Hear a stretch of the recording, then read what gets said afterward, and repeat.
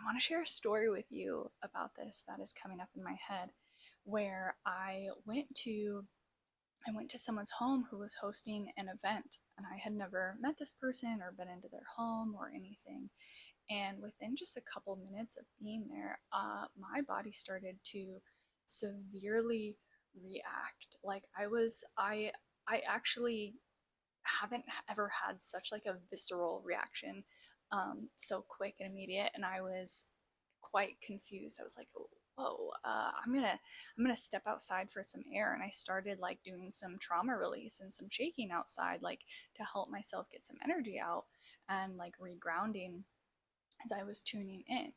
And so as I was noticing how I was reacting, I was noticing what I was needing to do for myself. So I'm kind of like noticing all these clues, putting them together, okay?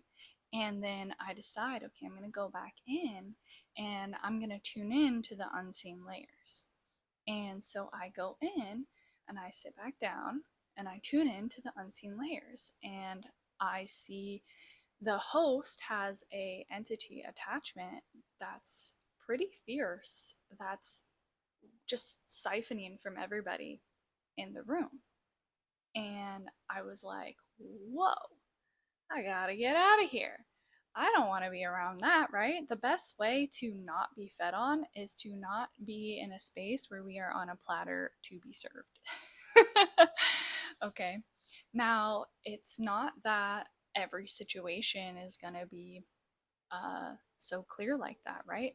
In the past, maybe even a couple months prior, I might not have had the wherewithal of myself to be able to do that. So again, it's a practice, and there are so many layers to it, and it all starts and ends with the body, because we're here in these bodies. So a question that I like to ask myself when I'm trying to figure out how I feel about something, or I'm trying to figure out, why I'm being drawn to something, or what's going on, is I explore what comes up inside of me